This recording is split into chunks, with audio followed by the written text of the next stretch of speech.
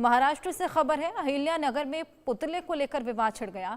51 feet ऊंचे आतंकी प्रवृत्ति के पुतले का दहन किया गया। पुलिस ने पुतले का मुखौटा बदलने की सलाह दी। आयोजकों से पुतले का मुखौटा बदलने को कहा। पुतले का मुस्लिम धर्म जैसा दिखने की बात कही। आयोजकों ने पुतले पर आतंकी लिखने की भी बात कही। आतंकवादी प्रवृत्ति का दहन कर रहे थे और यही आयोजकों ने कहा है। हालांकि इसके पुतले के मुखौटों को बदलने की लगातार सलाह दी गई थी। अब 51 फीट ऊंची ये आतंकी प्रवृत्ति का पुतला था। आतंकी प्रवृत्ति के पुतले का देखिए किस तरीके से दहन किया गया। ये तमाम आतंकियों की शक्लें इसमें लगी हुई हैं और हालांकि इसको लेकर विवाद भी खासा देखने को मिला। महाराष्ट्र का अहिल्या नगर जहां पर पुतले को लेकर ये विवाद छिड़ता हुआ नजर आया। 51 फीट ऊंचा ये पुतला, आतंकी प्रवृत्ति का पुतला जिसका दहन, हालांकि तमाम लोगों का जमावड़ा इस दहन में लगा। हमारे सहयोगी शाहिद अंसारी हमारे साथ जुड़ गए हैं। शाहिद, हम ये देख पा रहे हैं ये 51 फीट का ऊंचा पुतला है और तमाम आतंकियों की शक्लें इस पर लगी हुई हैं मुखौटे के तौर पर। किन किन की ये शक्लें, क्या कुछ वहां पर हुआ और किस तरीके से पूरा विवाद देखने को मिला?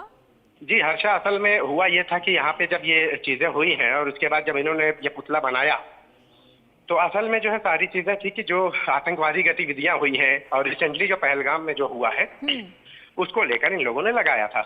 लेकिन कुछ लोगों ने विरोध किया, खासकर मुस्लिम समुदाय की तरफ से, कि इनकी शक्लें ऐसी मैच कर रही हैं तो आप किसी मजहब को टारगेट क्यों कर रहे हैं। तो जो ऑर्गेनाइजर थे उन लोगों ने कहा है कि हम किसी मजहब को टारगेट नहीं कर रहे हैं, बल्कि जिन्होंने आतंकवादी गतिविधि अंजाम दी है हम उसको टारगेट कर रहे हैं और उसका खात्मा कर रहे हैं। हालांकि पुलिस ने यह भी कहा है कि आप इसकी शक्ल बदल दें या हुलिया बदल दें, तो लोगों ने लेकिन ये माना नहीं और फिर उसके बाद इसका दहन किया गया। तो हालांकि पहले ऐसा लगा, क्योंकि अहिल्या नगर में आपको पता होगा कि 2 दिन पहले आयला मोहम्मद को लेकर जो है काफी इश्यूज हो गए थे। यही वजह से पुलिस ने सोचा कि कोई मामला यहाँ खराब ना हो, लॉ एंड ऑर्डर को लेकर पुलिस ने ये बात कही थी। अभी फिलहाल सारी चीजें हो गई हैं और माहौल भी शांत है। जी बिल्कुल, गनीमत फिलहाल इसी बात की कि इसके बाद कोई और विवाद इसमें देखने को नहीं मिला। हम देख पा रहे हैं कि खासा जन सैलाब भी उमड़ा हुआ था वहां पर और ये पहलगाम हमले के आतंकी जिनका मुखौटा इस पुतले पर था। जी जी बिल्कुल हर्षा, क्योंकि रिसेंटली जो है भारत में जो पहलगाम आतंकवादी हमला हुआ है कश्मीर में, वही सबसे ज्यादा लोगों को जो है लोगों को जो है गम और गुस्सा दोनों में डाला।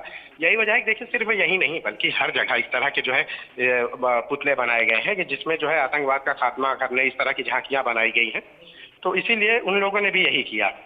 लेकिन उसकी जो शक्ल से जो है या जो पुतले का जो बनाया गया था उसकी वेशभूषा जो है वो मुसलमानों के जैसे थी, तो इसके लिए मुस्लिम समुदाय की तरफ से ये विरोध था। तो उन्होंने कहा कि हमने यहाँ पे आतंकवाद लिखा है, हमने कोई मुस्लिम नाम नहीं लिखा, बल्कि हमने वो जो लोगों ने हरकत की है उनको लेकर हम ये सारी चीजें कर रहे हैं। तो फिर उसके बाद जो है ये दहन किया गया। जी बिल्कुल, उसके बाद ये दहन देखने को मिला और फिलहाल मामला शांत है। कोई विवाद उसके बाद नहीं देखा गया। लेकिन जिस तरीके से ये पूरा पहलगाम अटैक और यही तमाम आयोजकों द्वारा लगातार बोला गया कि पहलगाम अटैक के तमाम आतंकियों को यहाँ पर बुराई का प्रतीक दिखाते हुए ये पुतला बनाया गया है और उसी का दहन यहाँ पर इस विजयदशमी पर देखने को मिला है उस पुतले के तौर पर। लेकिन तमाम लोगों को इससे आपत्ति थी जिस तरीके से ये तमाम मुखौटे यहाँ पर लगाए गए थे। इसको लेकर खासा विवाद शुरुआती दौर पर देखने को मिला, लेकिन मामला फिलहाल शांत रहा। ये सबसे बड़ी बात। बहुत शुक्रिया शाहिद, ये तमाम जानकारियां हमारे साथ